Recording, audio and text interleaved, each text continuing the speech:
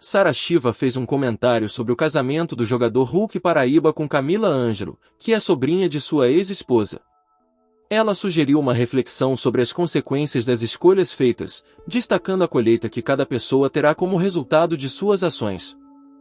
Uma pessoa que entra numa situação dessa, você entrar e derrubar e destruir uma família. Pastora Sara, ela não destruiu. Destruiu se ela... Pastora, mas será que foi ela que destruiu? Cara, não me interessa. Se ela entra no meio disso, você destruir para uma família ser construída em cima de uma destruição de uma outra família, isso não existe, gente. Existe uma consequência grave, espiritual, gente. Filipe escreveu assim, pior é que esse tipo de gente casa com a bênção sacerdotal. Vamos lá, Filipe, eu não sei quem tá pior. Se é quem acha que Deus está ali, porque Deus não está naquele lugar, ou se é o pastor que não é pastor, porque um pastor nunca faria isso, porque um pastor ele tem que ter o Espírito Santo.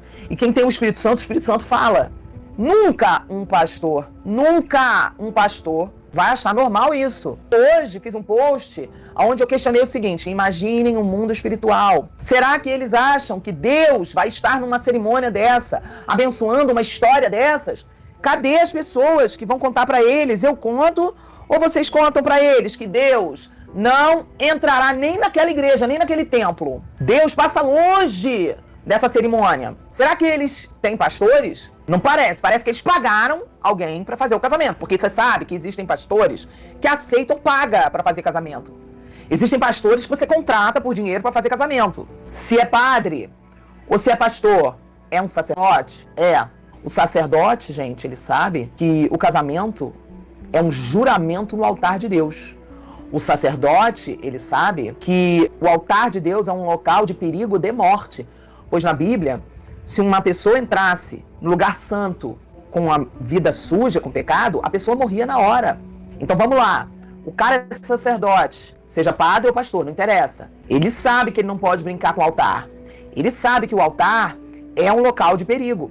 Um pastor ou um padre que é temente a Deus nunca vai aconselhar um casal que não está em santidade, que não está em consagração, a subir no altar. Porque um pastor, um padre, um sacerdote de Deus, ele sabe que a hora que ele estender a mão para abençoar aquele casal, se aquele casal está com a vida em pecado, se aquele casal cometeu algo que fere o Espírito Santo, o pastor e o padre, eles sabem, ele vai ser cobrado de Deus daquilo que ele estendeu a mão. Ele está avalizando, testificando, ele está confirmando, ele está avalizando aquilo ali. Ele está dizendo que sim, que aquilo é da vontade de Deus.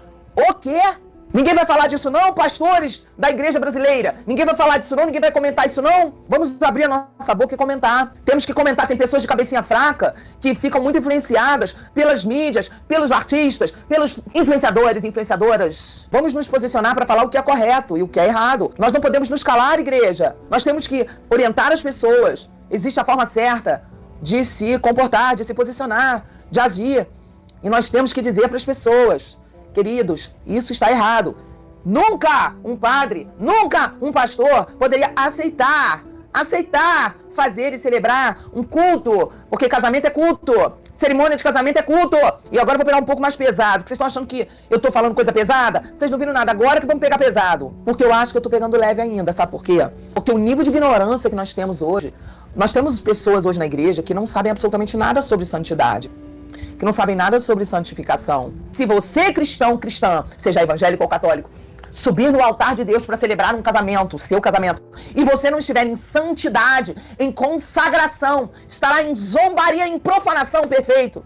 Pastora Sara, o meu pastor me disse que era para eu casar, para eu sair do pecado. O seu pastor, coitado, manda ele voltar para o seminário teológico, porque ele não sabe nada. Ninguém casa para sair do pecado, você casa depois que você saiu do pecado.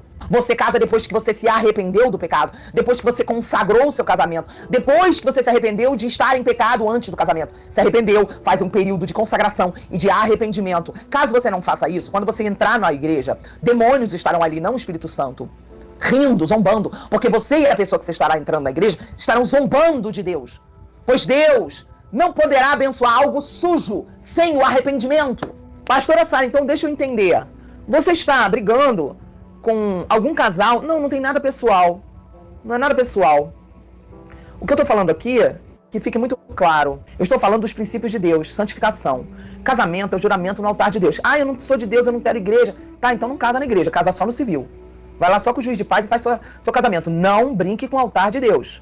O altar de Deus é um perigo de morte. Observa que o que eu estou falando não é contra ninguém. Eu estou mostrando para vocês um exemplo de uma situação que viralizou aí na mídia. E esse escândalo, essa situação de um casal que se casou, tudo errado e tal, só abre um espaço para a gente falar o seguinte: peraí, será que eles têm alguma ideia do que vai acontecer no mundo espiritual com a vida deles? Será que eles acham que Deus está abençoando isso? Esse é o nível da ignorância da pessoa?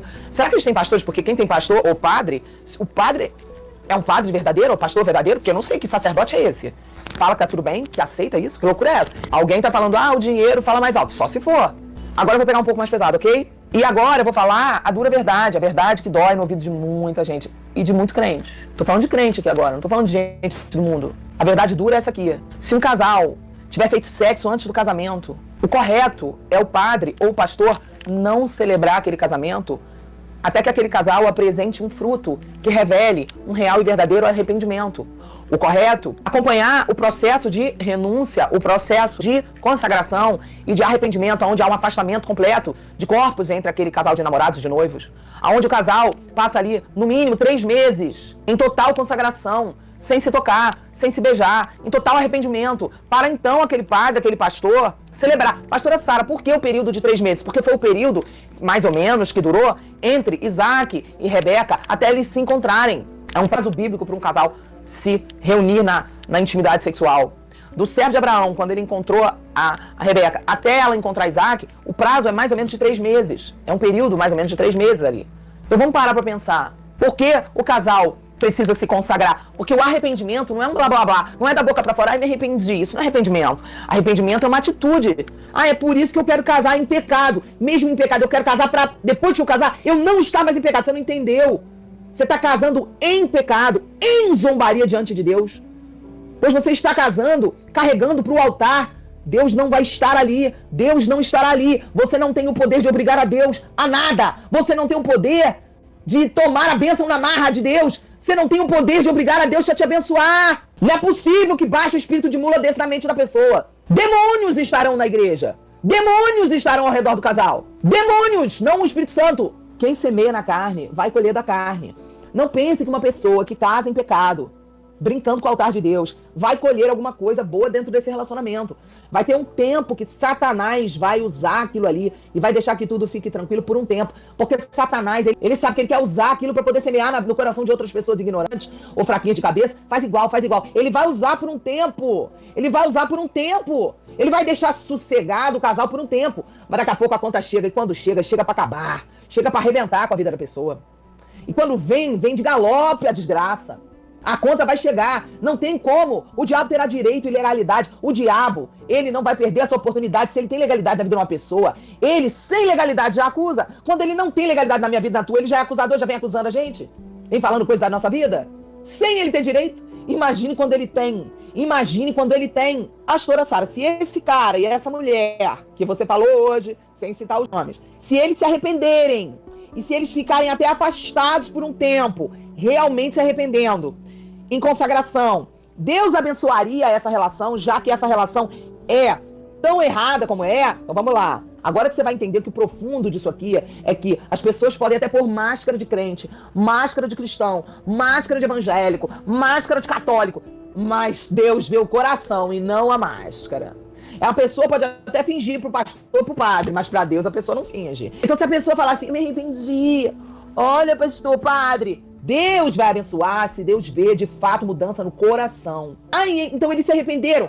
Se for mentira, se for falso, não adianta. Pode ter festa, fotógrafo, mídia, o que for. Se não houver no coração verdadeiro arrependimento, a bênção não ocorre. A bênção é no mundo espiritual. E aí, meu bem, a Deus ninguém consegue enganar. Ah, não, pastora, mas se a pessoa realmente se arrepender... Gente, se a pessoa realmente se arrepender, você sabe o que é um arrependimento? Ontem eu tava conversando com a minha amiga e de repente ela falou assim pra mim, poxa, Sara, você teve um passado pesado, né? De tanta coisa errada que você fez, teve uma vida promíscua. Quando ela fala isso, e eu, por um flash assim, eu lembro do meu passado, me arde aqui meu peito, ó. Arde aqui dentro do meu coração, ó. Arde de dor! De dor de pensar que por acaso eu já fiz. Isso porque tem mais de 20, esse ano completa 25 anos, se não me engano, que eu não tenho relação com um homem, que eu não beijo na boca de um homem. Pra eu sentir um aperto, mesmo com 25 anos, é porque eu tenho tanto arrependimento do meu passado.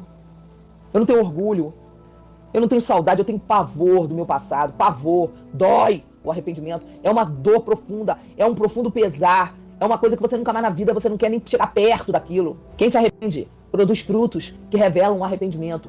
Frutos dignos de arrependimento. Significa frutos que revelam o arrependimento. Se você chegou até aqui, se inscreva, curta, compartilhe e registre sua opinião nos comentários.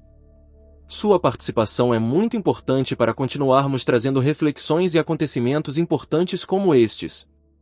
Obrigado por assistir, que Deus te abençoe, e nos vemos no próximo vídeo.